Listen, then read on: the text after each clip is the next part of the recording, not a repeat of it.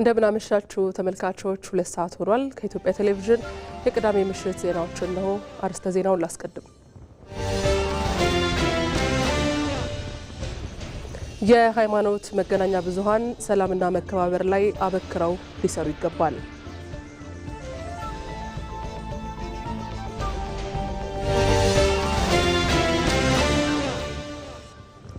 የሽብርና ጽንፈኛ ኃይሎችን ተልዕኮ ለማስፈጸም ሲንቀሳቀሱ የነበሩ 138 ተጠርጣሪዎች በሕግ ቁጥጥር ስር ዋሉ።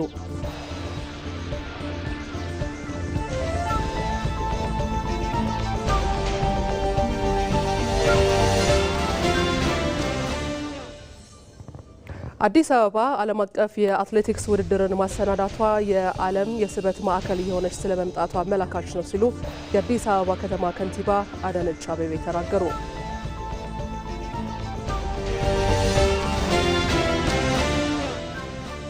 ከውጭ ኢራን የሆርሙዝ ሰርጥን በድጋሚ መዘጋቱን አስታወቀች።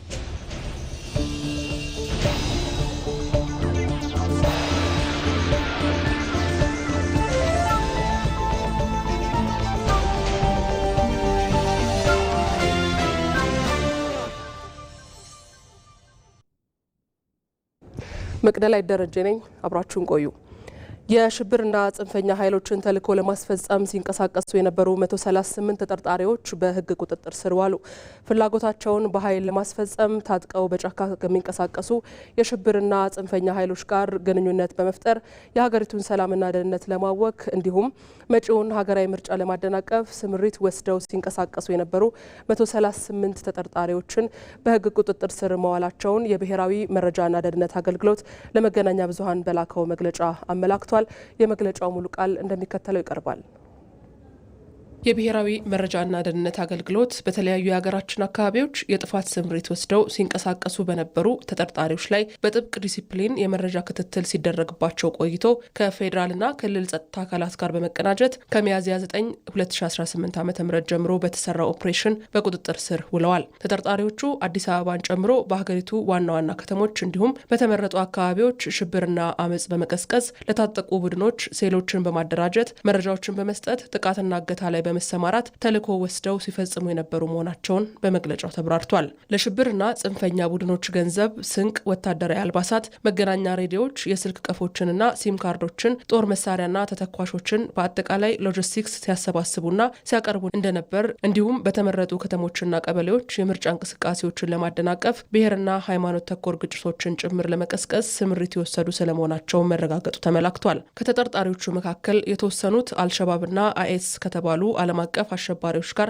ትስስር በመፍጠር በሶማሊያ የሽብር ስልጠና የወሰዱ መሆናቸውም በመረጃ ስምሪት ተረጋግጧል። በሀገራችን አንዳንድ አካባቢዎች በመንቀሳቀስ ለቡድኖቹ ሴሎችን በመመልመል ለሽብር ተግባር ሁኔታዎችን ሲያመቻቹ የነበሩ መሆናቸውንም በመግለጫው ተጠቅሷል። በተጨማሪም በኦፕሬሽኑ በቁጥጥር ስር ከዋሉት ተጠርጣሪዎች መካከል በህገወጥ የጦር መሳሪያ ዝውውር ላይ በመሰማራት ለሽብርና ለጽንፈኛ ቡድኖች ትጥቅና ተተኳሽ በማቅረብ የሀገራችንን የጸጥታ ሁኔታ ለማባባስ ጥረት ሲያደርጉ የነበሩ ናቸው። እንዲሁም በህገወጥ የሰዎች ዝውውርና የኮንትሮባንድ ንግድ ላይ በመሰማራት የኢኮኖሚ አሻጥር በመፍጠር በመሰረታዊ የፍጆታ ምርት አቅርቦት ላይ እጥረት እንዲፈጠር ሲሰሩ የነበሩ መሆናቸውም ተረጋግጧል። ተጠርጣሪዎቹ በቁጥጥር ስር በዋሉበት ወቅት ለሽብርና ለጽንፈኛ ቡድኖች ሊተላለፉ በዝግጅት ላይ የነበሩ የተለያዩ የጦር መሳሪያዎች፣ ተቀጣጣይ ፈንጂዎችና ቦምቦች፣ ተተኳሾች፣ የተለያዩ የውጭ ሀገር የገንዘብ ኖቶች እንዲሁም የኮንትሮባንድ እቃዎች አብረው እንደተያዙ በመግለጫው ተጠቅሷል። በተጠቀሱት ዝርዝር የሽብር እንቅስቃሴዎች ጨምሮ በተለያዩ የጥፋት ድርጊቶች ላይ ተሰማርተው የነበሩ በድምሩ 138 ተጠርጣሪዎች ከሀገር መከላከያ ሰራዊት፣ ከኢትዮጵያ ፌዴራል ፖሊስና ከክልል ጸጥታ አካላት ጋር በመቀናጀት በሕግ ቁጥጥር ስር ማዋል መቻሉም ተመላክቷል። የብሔራዊ መረጃና ደህንነት አገልግሎት የሽብርና የጥፋት ቡድኖችን ድብቅ ፍላጎት ለማክሸፍና የግንኙነት መረባቸውን ለመበጣጠስ ተጨማሪ ክትትሎችንና ጥናቶችን እያደረገ እንደሆነ በተለይም መጪው ሀገራዊ ምርጫ ያለምንም የጸጥታ ችግር እንዲካሄድ አስፈላጊውን ቅድመ ዝግጅት ማጠናቀቁን ገልጿል። ህብረተሰቡም ይህን በመረዳት የተለመደውን ቀና ትብብርና ተሳትፎ በማድረግ መሰል የጥፋት ድርጊቶችን በመጠቆም ከአገልግሎት መስሪያ ቤቱና ከመላው የሀገራችን የጸጥታ ኃይሎች ጎን እንዲቆም ጥሪውን አቅርቧል። የሃይማኖት መገናኛ ብዙሃን ሰላምና መከባበር ላይ አበክረው ሊሰሩ ይገባል። የኢትዮጵያ መገናኛ ብዙሃን ባለስልጣን የሃይማኖት ተቋማት መገናኛ ብዙሃን ለሰላምና ለአብሮነት በሚል መሪ ቃል ባለፉት 3 ወራት በሃይማኖት ሚዲያዎች ላይ ያደረገውን የይዘት ክትትልና የግምገማ ውጤት ይፋ አድርጓል። ሳምሶን ገድሉ የፍቅርና የመተሳሰብ ደማቅ ማሳያዎችን ብንሻም የመቻቻልና የደግነት መገለጫዎችን ብንፈልግ የሃይማኖት ተቋማት ምንጊዜም ከፊት እናገኛቸዋለን። እነዚህ የሰላም አውዶች ዘመኑን የዋጁ አስተምህሯቸውንም ለምዕመናን በስፋት ያደርሱ ዘንድ የለውጡ መንግስት ወደ ስልጣን መምጣቱን ተከትሎም የራሳቸው መገናኛ ብዙሃን እንዲኖራቸው ምቹ ሁኔታዎች ተፈጥሮላቸዋል። በህግ ማዕቀፍ የታገዙና በበርካታ አስቻይ ሁኔታዎች የታጀበው የሃይማኖት መገናኛ ብዙሃን እንቅስቃሴ ባለፉት ዓመታት በርካታ የሚያስመሰግኑ ተግባራትን ሲያከናውን ቆይቷል። ይሁን እንጂ አልፎ አልፎ እዚህም እዚያም የሚያጋጥሙ እንቅፋቶችን በዘላቂነት ለመሻገር ተቋማቱ ህግን የማክበርና የማስከበር ግዴታቸውን ሊወጡ እንደሚገባም ተመላክቷል። በሱዳን ያለ አንድ ሙስሊም የሱዳንን ህግ ያከብራል። ኢትዮጵያ ውስጥ ያለ ሙስሊም ደግሞ የኢትዮጵያን ህግ ያከብራል። ግብጽ ውስጥ ያለ አንድ ኦርቶዶክስ የግብጽን ህግ ያከብራል። ኢትዮጵያ ውስጥ ያለ ኦርቶዶክስ ደግሞ የኢትዮጵያን ህግ ያከብራል። ጀርመን ያለ አንድ ወንጌላዊ የጀርመንን ያከብራል። ኢትዮጵያ ውስጥ ያለው ደግሞ የኢትዮጵያን ህግ ያከብራል።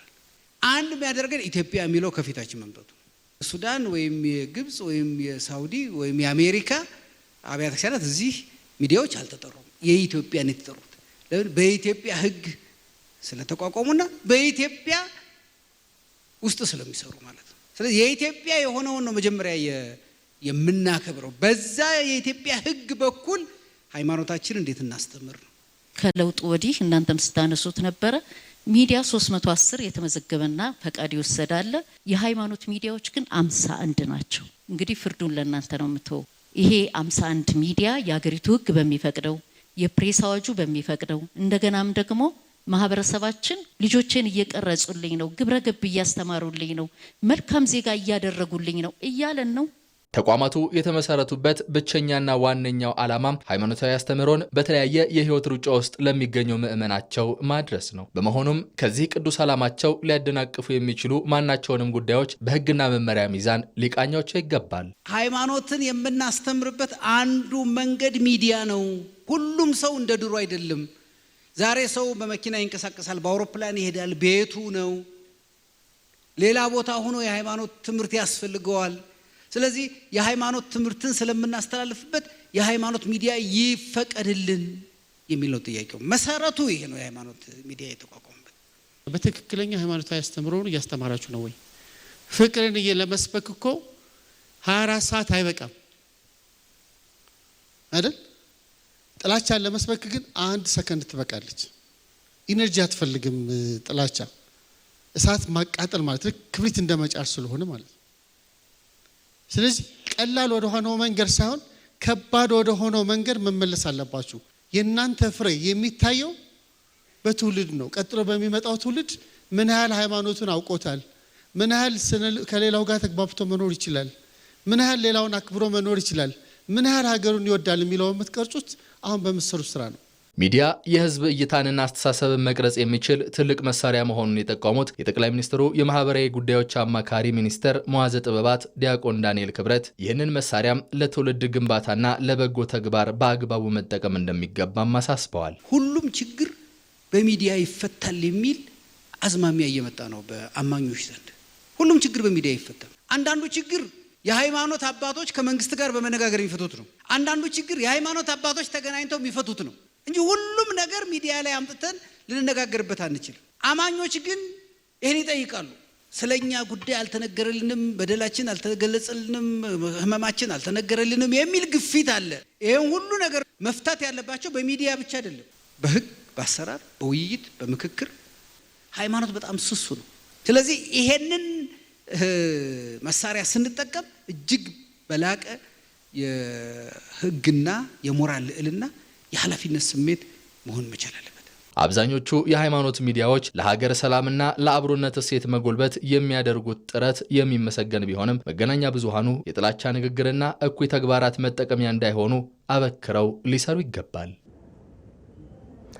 አዲስ አበባ ዓለም አቀፍ የአትሌቲክስ ውድድርን ማሰናዳቷ የዓለም የስበት ማዕከል እየሆነች ስለመምጣቷ አመላካሽ ነው ሲሉ የአዲስ አበባ ከንቲባ አዳነች አቤቤ ተናገሩ።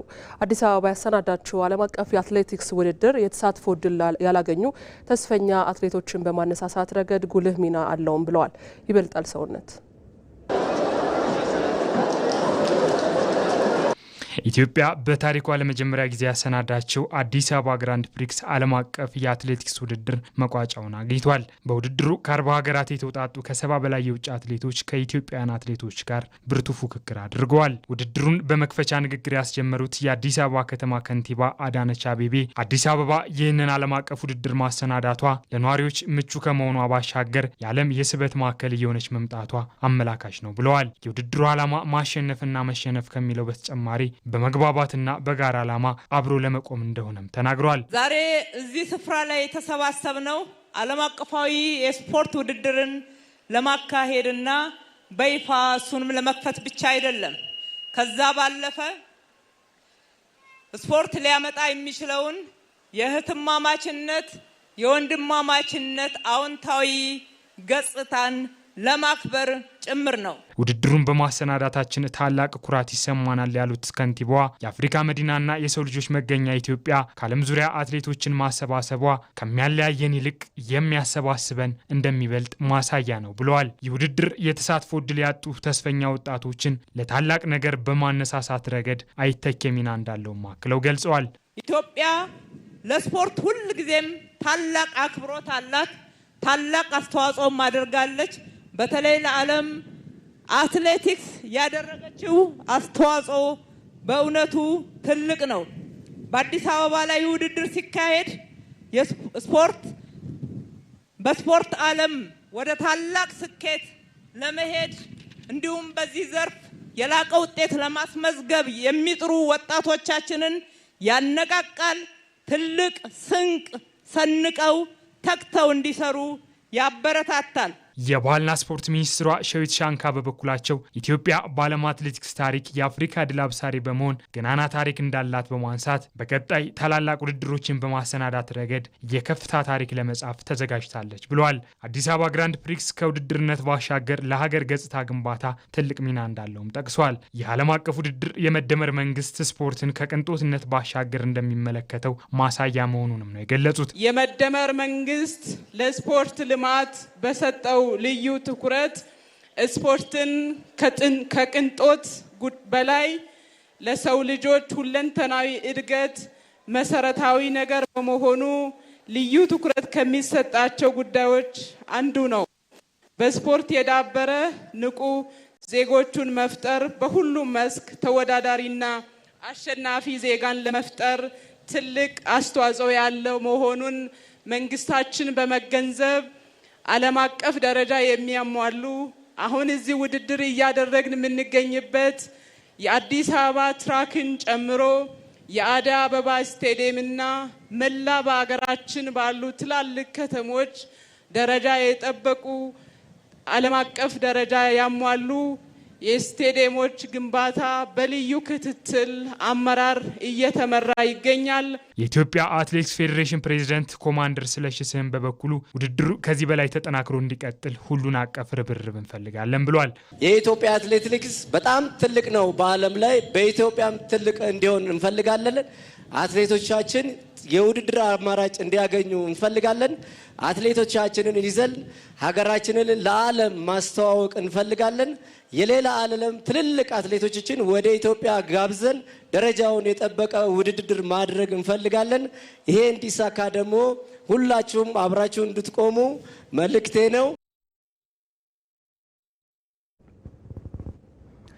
የአዲስ አበባ ፖሊስ ጠቅላይ መምሪያ ለ5 ወራት ያሰለጠናቸውን የ30ኛ ዙር ምልምል የፖሊስ አባላትን አስመርቋል። በምረቃ መርሃ ግብሩ ላይ የተገኙት በምክትል ከንቲባ ማዕረግ የአዲስ አበባ ከተማ ዋና ስራ አስኪያጅ ኢንጂነር ወንድሙ ሰይታ የዘመነችው አዲስ አበባ ዘመናዊ ፖሊስ አገልግሎትን ትሻለች ብለዋል። ለዚህ ደግሞ ስነ ምግባር የተላበሰ ፖሊሳዊ አገልግሎት ወሳኝ መሆኑንም አንስተዋል። በህዝብ አገልጋይነት ስለ ልቦና የመዲናዋን ፈጣን እድገት አመላካች የሆኑ ስራዎች ከተመራቂዎች እንደሚጠበቅም ዋና ስራ አስኪያጁ መልእክታቸውን አስተላልፈዋል። የምረቃ ስነ ስርዓቱ ላይ የከተማዋ ከፍተኛ የስራ ኃላፊዎችና የጸጥታ አመራሮች መገኘታቸውን ከአዲስ አበባ ፖሊስ ያገኘነው መረጃ ያመለክታል።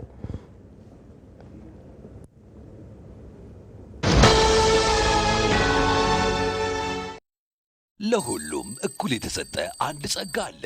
ጊዜ የተሰጡትን በሚገባ የሚጠቀሙት ግን ጥቂቶች ናቸው። ዘመናዊነት ማለት ራስን ከዘመኑ ጋር ማራመድ እንጂ ሌላ አይደለም። የኢትዮጵያ ንግድ ባንክ 24 ሰዓት አገልግሎት የሚሰጥ ስማርት ቅርንጫፎችን ከፍቷል። ይህን ወሳኝ የባንክ አገልግሎት ምዕራፍ ከሚያስተዋውቁት ከመጀመሪያዎቹ መሃል መሆኔ ደስታ ይሰጠኛል።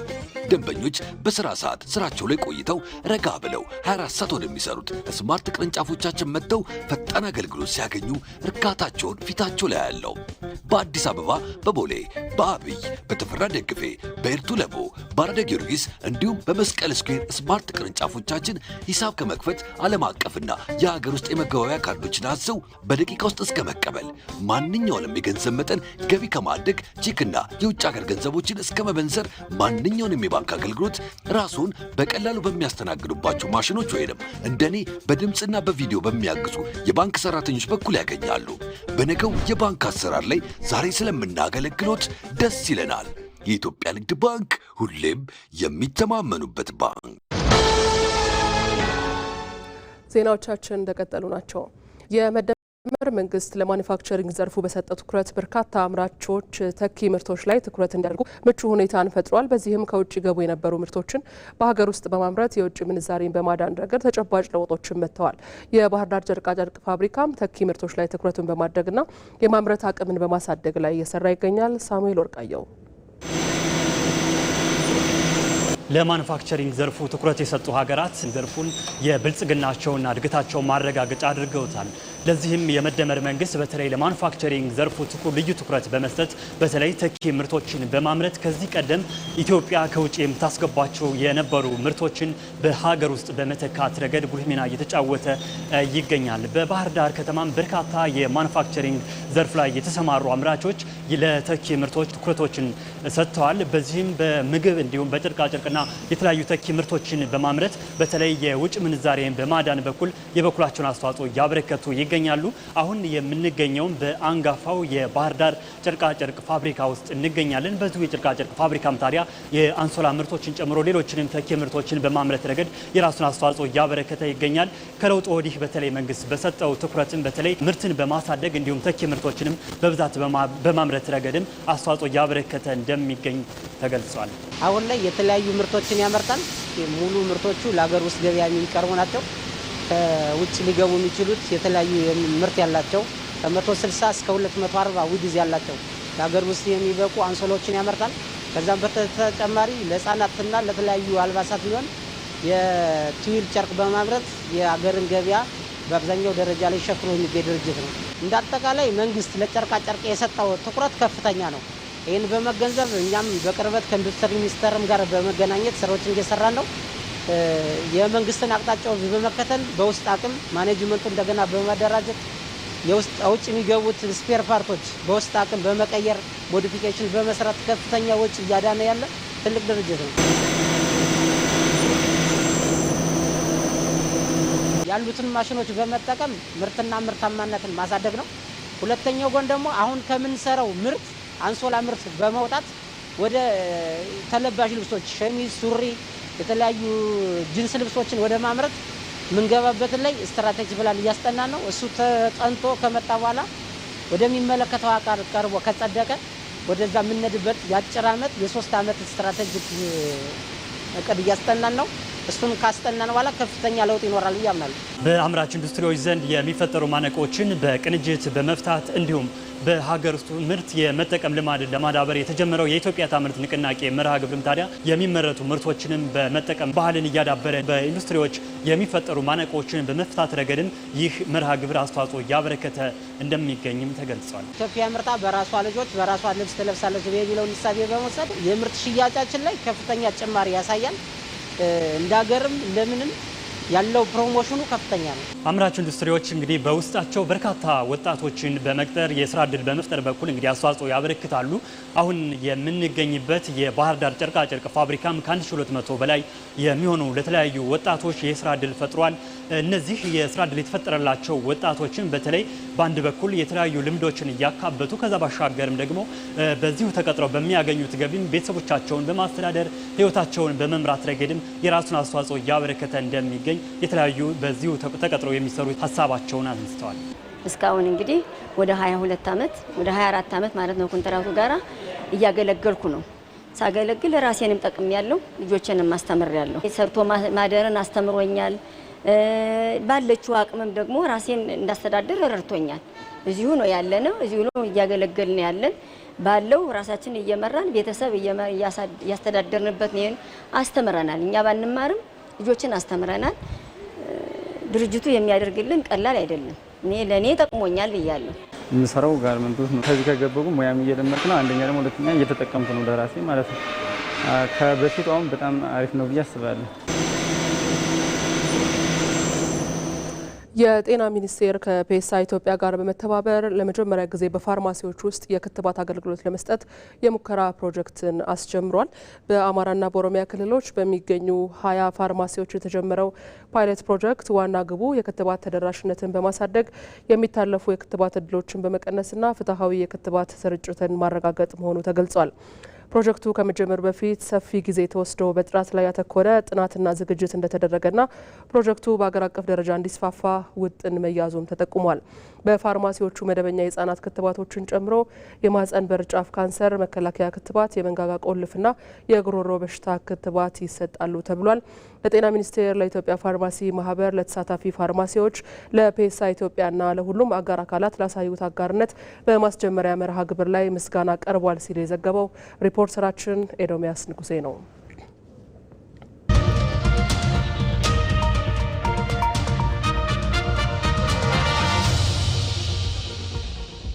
በኢትዮጵያ የዲሞክራሲ ግንባታ ሂደት ውስጥ የወጣቶች ሚና ከፍተኛ ነው። የሀገርን መጻኢ ዕድል ለመወሰንም ወጣቶች የፖለቲካ ተሳትፏቸው ሊያድግ ይገባል። የአዲስ አበባ ወጣቶች ማህበር ወጣቶች በሰባተኛው ጠቅላላ ምርጫ ንቁ ተሳታፊ እንዲሆኑ የማንቃት ስራን እየሰራ ይገኛል። መስከረም ቸርነት ከፍተኛ የህዝብ ቁጥሯ ወጣት በሆነበት ኢትዮጵያ ወጣቶች የፖለቲካ ተሳትፏቸውን ሊያሳድጉ እንደሚገባ ይታመናል። በተለይ ደግሞ ወጣቶች በሀገሪቱ ሁለንተናዊ እድገት ላይ የራሳቸው አስተዋጽኦ ሊኖራቸውም ይገባል። የሀገሪቱን እጣ ፈንታ በመወሰን ረገድም የወጣቶች ሚና ከፍተኛ ነው። በኢትዮጵያ የፖለቲካ ሂደት ውስጥ የኢትዮጵያ ወጣቶች ተሳታፊ እንደዚሁም ደግሞ ባለቤት ሆነው ሲመሩ አልቆዩ። ባለፉት ጊዜያቶች ውስጥ በተለይ ኢትዮጵያ ውስጥ ባለው ፖለቲካ እንደምናየው በ60ዎቹና 80ዎቹ በነበሩ ፖለቲከኞች ሲመራ ነው የቆየው ማለት ነው። ስለዚህ ኢትዮጵያ ወጣቶች ኢትዮጵያ ውስጥ የሚገኘው ማህበረሰብ ከፍተኛ ቁጥር እንደመያዛቸው አኳያ በኢትዮጵያ ፖለቲካ ውስጥ ባለቤት ሆነው የመሪነት ሚና ተጠቃሚም እንደዚሁም ደግሞ ሌሎችም ሀሳቦችን ለማሳካት የመሪነት ሚና መጫወት መቻል አለባቸው ማለት ነው። ይህ እንዲሆን ደግሞ ወጣቱ መሳተፍ አለበት፣ በፖለቲካ ፓርቲዎች መታቀፍ አለበት። እንደዚሁም ደግሞ በሚደረጉ የልማት የትኛውም እንቅስቃሴ ላይ ከኋላ ሆኖ የሚመለከት ሳይሆን የጉዳዩ ተጠቃሚ ባለቤት መሪ መሆን መቻል አለበት ማለት ነው። መሪ ሲሆን የወጣት ሀገር እንደመሆኗ በወጣት ሀሳብ በአዲስና በዘመን አሁን ካለው ጊዜው ከሚፈልገው ኢትዮጵያ ፖለቲካም ሳይሆን ዓለም አቀፍ አሁን ዓለም ከሚፈልገው በንግግር በድርድር ከሚሄደው የፖለቲካ ሂደት አኳያ አሁን ያለው ትውልድ መምራትና ተቀብሎ ማስኬድ አለበት ብዬ ነው ማምነው። ወጣቱ የነገ ሀገር ተረካቢ እንደመሆኑ የትኛውም ፖለቲካ እንቅስቃሴ ላይ ንቁ ተሳታፊ መሆን አለበት። ምክንያቱም እንደምናውቀው ሀገራችን ላይ ያው 70% እና ከዛ በላይ ወጣት ነውና ስለዚህ አንዱ ወጣት ሀሳብ ብዙ ለውጥ ታመጣለችና ያው ፖለቲካ ላይ ንቁ ተሳታፊ መሆን አለበት ብዬ አስባለሁ። እንግዲህ በዚህ በሀገራችን ውስጥ እንደሚታወቀው ከ70 እስከ 75% የህዝብ ቁጥር የወጣቱ ቁጥር እንግዲህ በዚህ ፐርሰንት ውስጥ ይገኛል። በዚህ ሂደት ውስጥ እንግዲህ ወጣት ያው እንደሚታወቀው ሀገር ተረካቢ ነው ይባል ነበረ። እንግዲህ እኔ እንደማስበው ከሆነ ወጣት የሀገር ባለቤት ነው። ሀገሩን በባለቤትነት ይዞ ተረክቦ እኛ ከትላንት ወዲያ ከአባቶቻችን ነው ይቺን ሀገር ከነ ክብሯ የተረከብ ነው። ስለዚህ ይሄን በክብር የተረከብነውን ሀገር ደግሞ ለቀጣዩ ትውልድ ደግሞ በክብር ማስረከብ ይጠበቅብናል ማለት ነው። የወጣትን ጉዳይ በተለይ ትኩረት ሰጥቶ በሚሰሩ አጠቃላይ በሀገር ጉዳይ ላይ ተጽዕኖ በሚያሳድሩ የፖለቲካ ሂደቶች ውስጥ ራሱን እያሳተፈ ባለቤትነቱን ጭምር እያሳወቀ መሄድ ይጠበቅበታል የሚል ሀሳብ አለኝ። ወጣቶች የፖለቲካ ተሳትፏቸውን እንዲያሳድጉ ደግሞ የወጣት ማህበራቶች የራሳቸው የሆነ አስተዋጽኦ አላቸው። ወጣቶችን በማንቃት ረገድ የበኩላቸውን ሚና መጫወት ይገባቸዋል። ፖለቲካ ውስጥ ወጣቶቻችን ዳር ቆመው እንዲያዩ ብቻም ሳይሆን ድምጽ መስጠትም ብቻም ሳይሆን ራሳቸው ድምጽ ስለሆነ እንዲሆኑና በፖለቲካው ንቁ ተሳታፊ እንዲሆኑ በፖለቲካዊም ጉዳዮች ውስጥ በጣም ፓርቲሲፔት እንዲያደርጉና አክቲቭሊ እንዲሳተፉ የመስራት ስራዎችን ነው የምንሰራና ይሄንንም በርካታ ስራዎችን እየሰራ እንገኛለን ማለት ነው። በዚህም ብዙ ወጣቶችን አለርት አድርገናል። ያው የሀገራችንን ጉዳይ ለመወሰን አንዱና ትልቁ አካሄድ ምርጫ ነው። በምርጫ ላይ ያለንን መብት በመጠቀም እድሜው ከ18 ዓመት በላይ የሆነ የትኛውም ወጣት ሄዶ ምርጫ ካርድ ማውጣት አለበት፣ መምረጥ መቻል አለበት ማለት ነው። ይህ የነገዋን ኢትዮጵያ ለመገንባት ከሚደረግ ሂደት ዋነኛና መሰረታዊ ነው ብዬ ነው ማምነው ማለት ነው። የአንድ ወጣት ድምጽ ዋጋ አላት።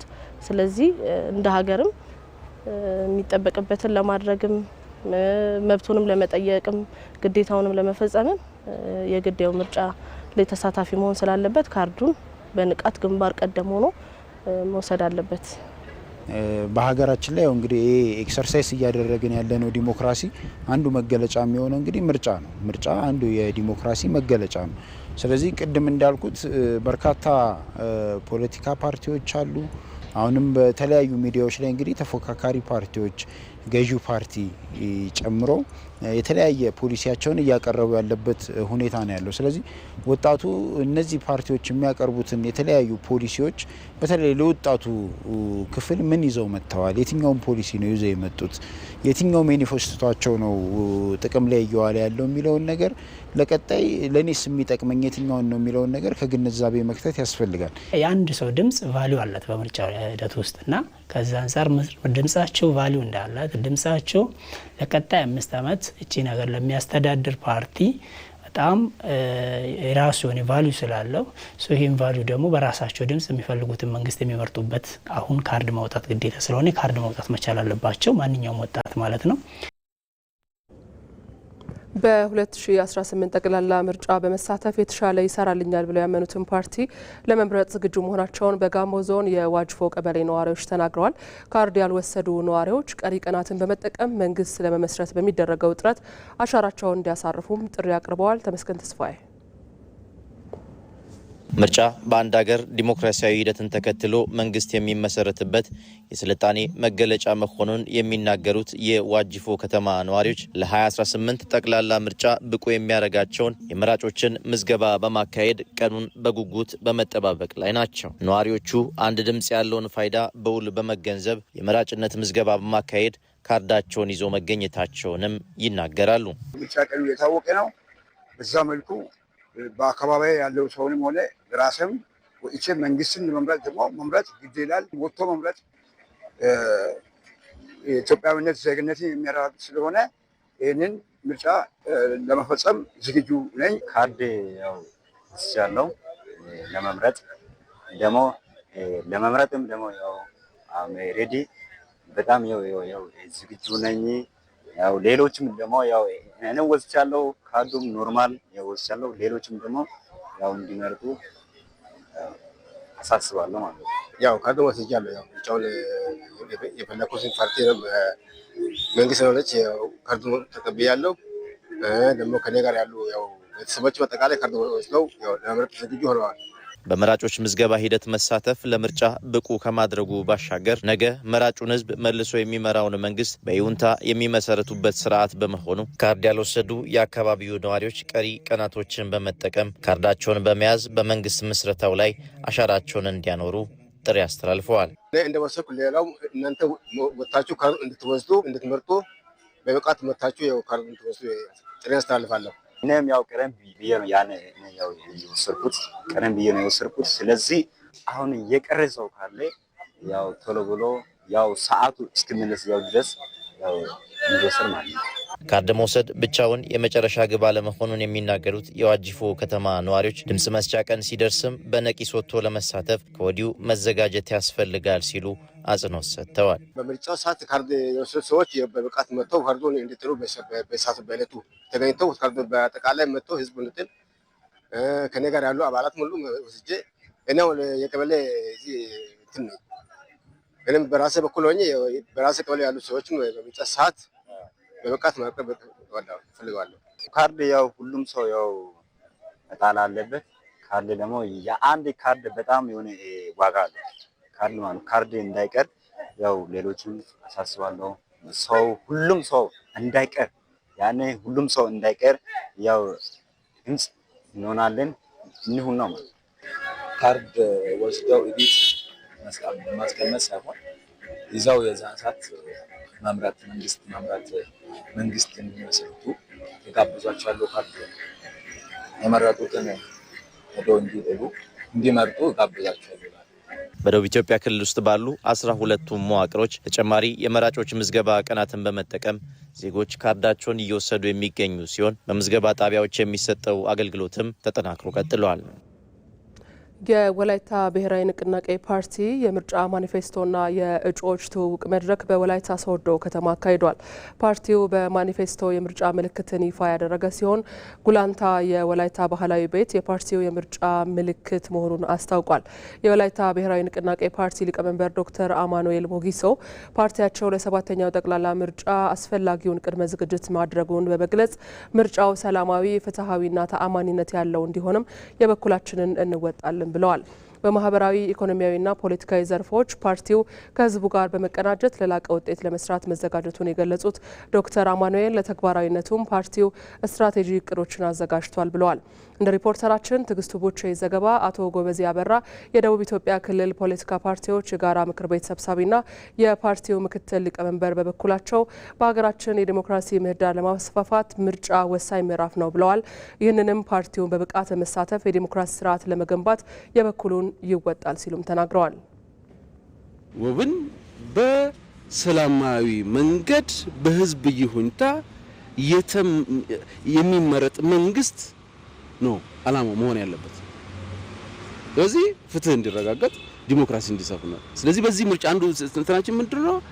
ዲሞክራሲያዊ፣ ፍትሃዊ፣ ግልጽ፣ ተአማኒ ምርጫም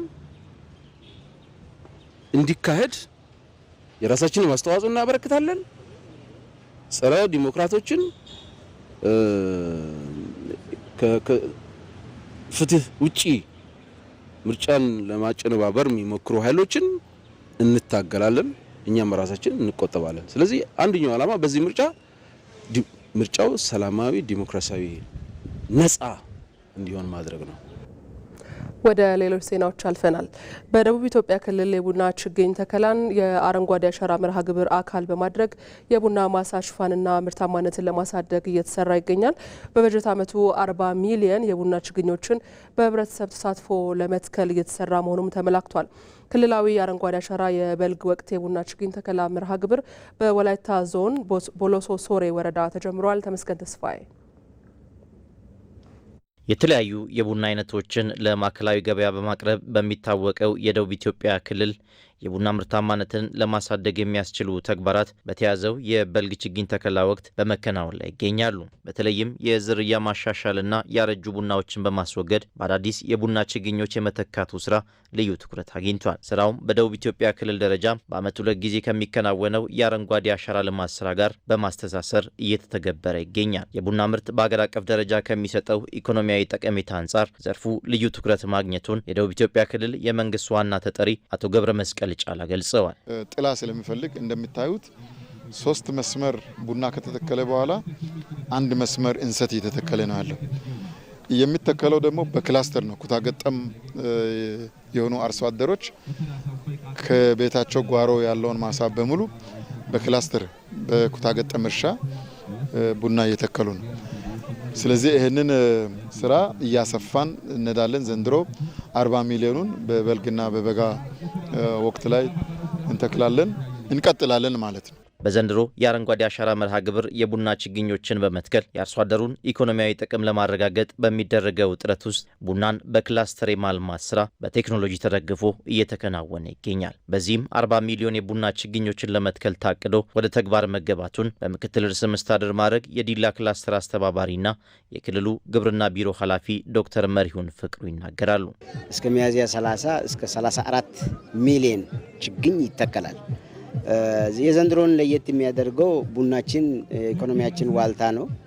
የማክሮ ኢኮኖሚያችንም ትልቅ የእድገት ድርሻ ያለው የግብርና ስራ ነው።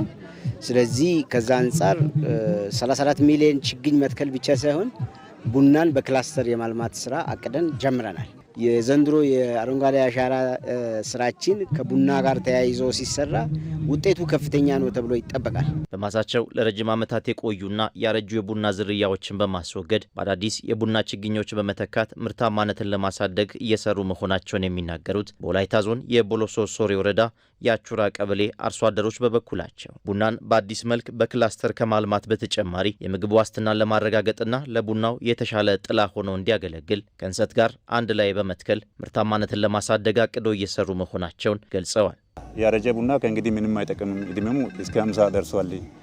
ምርቱም ደግሞ እየቀነሰ ስለሆነ በምትኩ ደግሞ አዲስ ቡና እንዲተከል ተስማምተን ማሳችን ሰጥተናል። በቀጣይ ምርታማነትን ለማሳደግ እንተክላለን። ቡናው ይተከላል። ከተተከለ በኋላ አይጣልም። እንክብካቤ ይደረጋል። ይኮተኮታል። ዙሪያውን እንኮተኮታለን። ከዛ በኋላ ግብዓቶችን ኮምፖስት ነገር እንሰጣለን።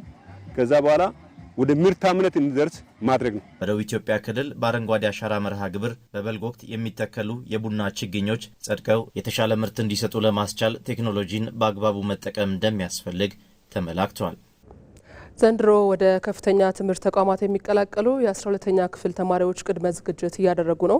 ተማሪዎቹ በንድፈ ሀሳብ ከሚማሩት በተጨማሪ በሳይንስ ትምህርቶች ተግባር ተኮር ዝግጅት ማድረጋቸውንም ቀጥለዋል። የትምህርት ሚኒስቴር በበኩሉ የተሻለ ውጤት እንዲመዘገብ ለበርካታ ተማሪዎች የማጠናከሪያ ትምህርት እየተሰጠ እንደሚገኝም አሳውቋል። ሪፖርተራችን መሀሪ አለሙ በተለያዩ የሁለተኛ ደረጃ ትምህርት ቤቶች ተገኝቶ ቅኝት አድርጎ ያዘጋጀውን ዘገባ እንከታተል።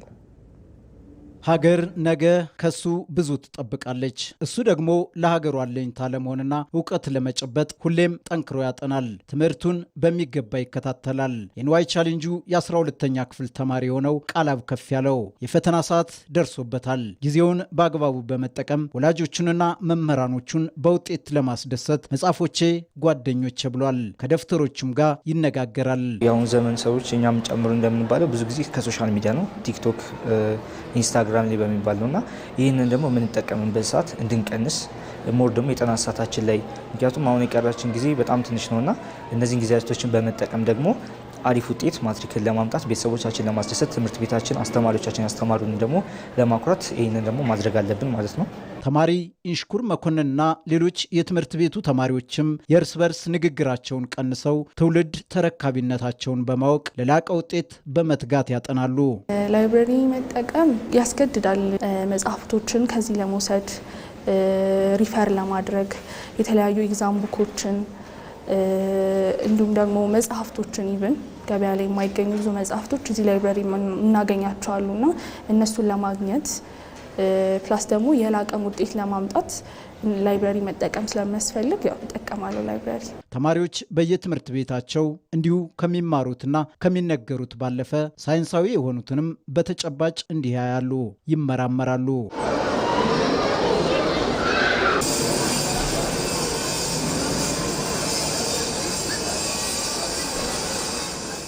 በአዲስ አበባ ከተማ የኮተቤ ትምህርት ዩኒቨርሲቲ የሳይንስ ሸርድ የ12ኛ ክፍል ተማሪዎችም ከንድፈ ሀሳብ ባለፈ በተግባር ለፈተናቸው እንዲህ ዝግጅት እያደረጉ ነው። የማትሪክ ኤግዛም ላይ በሚመጡ የኤክስፐሪመንት ጥያቄዎች አሉ። ከነሱ ውጪ ደግሞ ኖርማሊ ኮንሰፕቹዋል የሆኑ ነገሮች አሉ። እነዚህ ኮንሰፕቹዋል የሆኑ ነገሮች ከኮንሰፕቹዋል ከሆኑ ነገሮች ውጪ ላቦራቶሪ ላይ ስናያቸው የሰው ልጆች ቪዥዋላይዜሽናችን ጥሩ ነው። ስለዚህ ቪዥዋል አድርገ ነው አይተ ነው ያንን ነገር በደንብ ለማስታወስ ይረዳናል ማለት ነው። የላቦራቶሪ ትምህርት የተለያዩ ጊዜ እንደምናውቀው ከሆነ ማትሪክ ላይ የኤክስፐሪመንት ጥያቄዎች ይመጣሉና የመሳሰሉ ስለሚመጡ እነሱን እዚህ በምንሰራበት ጊዜ እዛ ላይ የተሻለ ፐርፎርም ማድረግን ጥያቄዎችን የማግኘት እድል ይኖረናል። ይህ ተማሪዎች በጋራ በመሆን የማጥናት ልምድ ጎልቶ የሚታይበት እንዲሁም በየዓመቱ የተሻለ ውጤት የሚመዘገብበት ትምህርት ቤትም አሁን ላይ ተማሪዎቹ ቅድመ ዝግጅታቸውን አጠናቀዋል። የኛ ትምህርት ቤት አሁን ዘንድሮ ለሰባተኛ ጊዜ ነው የምናስፈትነው። አምና እስካሁን 6ኛ ጊዜ ካስፈተንን 100% ነው የምናሳልፈው። አንድም ሳይአልፍ አልቀረም። ለምሳሌ የአምና ብንወስዶ አምና ከ80 ተማሪ 61 ተማሪ ከ500 በላይ ነው ያመጣው። እዛ ውስጥ 25 ተማሪ ከ550 በላይ ነው ያመጡት እና ኦልዌይስ 100% ነው የምናሳልፈው። ማትሪክ ነገ ቢሆንም የኛ ተማሪዎች በጣም ተዘጋጅተዋል። አሁንም እንደተለመደው 100% እንደምናሳልፍ እርግጠኛ ነን። ይሄ ሌሎች ትምህርት ቤቶችም ብዙ ሞዴል ቢሰጡ ተማሪዎችን እንትን ያደርጋል። ፈተናው በበይነ መረብ ከሚሰጥባቸው ማዕከላት አንዱ የሆነው የንዋይ ቻሌንጅ ሁለተኛና መሰናዶ ትምህርት ቤት ይጠቀሳል። ትምህርት ቤቱ ለዘንድሮ የፈተና ሂደት የቴክኖሎጂ መሰረተ ልማቶችን ማሟላትን ጨምሮ ቅድመ ዝግጅቶችን እያደረገ ነው። ተማሪዎች ኦንላይን የሚፈተኑ ከመሆኑ አንጻር ከዚህ በፊት ይገጥሙ የነበሩ ችግሮችን ለመቅረፍ ያህል በርካታ ጥረቶችን አድርገናል። እንደ ትምህርት ቤት ለምሳሌ የኮምፒውተር አቅም ችግር ነበር ከዚህ በፊት። እነዚህን የማሳደግ የኢንተርኔት አቅም እንተን አብዛኛውን ተማሪ ሊያስፈትን በሚችል መንገድ የኮምፒውተር ቁጥሮችን ከፍ በማድረግ በርካታ ዝግጅቶችን እያደረግን ነው። በአዲስ አበባ የተለያዩ ትምህርት ቤቶችን ጨምሮ እንግዲህ በሀገር አቀፍ ደረጃ ተማሪዎች ዝግጅት እያደረጉ መሆናቸውን ነው እንግዲህ ትምህርት ሚኒስቴር ያስታወቀው። በሁሉም ደረጃ ያለው እንደተጠበቀ ሆኖ ሁለተኛ ደረጃን ስንመለከት ለብቻው ከ9 እስከ 12ኛ ክፍል በአጠቃላይ በተለየ ደግሞ 12ኛ ክፍል ለማብቃት የሚያስችል የማጠናከሪያ ስትራቴጂ እየሰራን ያለ ነው። በዚህ ዓመትም ቀጥለናል። ከ400 ሺህ በላይ ተማሪዎች በማጠናከሪያ እያለፉ ነው ያሉት አሁን ማለት ነው። በዚህ ዓመት የሚሰጠው የበይነ መረብ ፈተና የተሻለ እንዲሆን የነበሩ ችግሮችን ለመፍታት የሚያስችል እቅድ አቅደን ከክልሎችና ባለድርሻ አካላት ጋር በጋራ እየሰራን እንገኛለን። ልክ እንደ ታታሪውና የነገ ህልሙን እውን ለማድረግ እንደሚጥረው ተማሪ ቃላው ከፍ ያለው ሁሉ መሰል ተማሪዎችም ለነገዋ የኢትዮጵያ እድገት መረጋገጥ ጠንክረው ማጥናት ይጠበቅባቸዋል። በመጨረሻም ከውጭ ኢራን የሆርሙዝ ሰርጥ በድጋሚ መዘጋቱን አስታወቀች። የኢራን እስላማዊ አብዮት ዘብ አሜሪካ የኢራን ወደቦችን መዝጋት መቀጠሏን ተከትሎ ሆርሙዝ ወደ ቀድሞ ሁኔታው ተመልሷል ብሏል። ዋነኛ የንግድ መተላለፊያ የሆነው ሰርጡ አርብ ክፍት ተደርጎ የነበረ ቢሆንም ድጋሚ መዘጋቱና ነዳጅ እንዲሁም ኮንቴነር ጫኝ መርከቦች ጥቃት እንደተፈጸመባቸው ተገልጿል።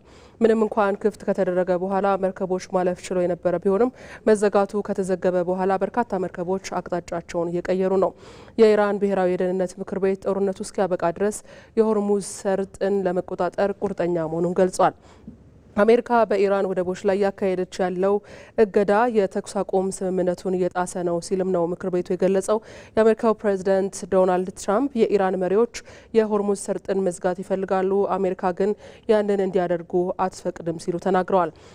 ዶናልድ ትራምፕ ከኢራን ጋር በጣም ጥሩ ውይይቶች በመካሄድ ላይ ናቸው፣ ነገር ግን አሜሪካ በሰርጡ ዙሪያ ባሉ ጉዳዮች አትፈራም ማለታቸውን ቢቢሲ ዘግቧል።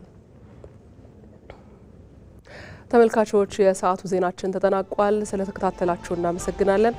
መቅደላይ ደረጀ ነኝ። በሰላም ደሩ።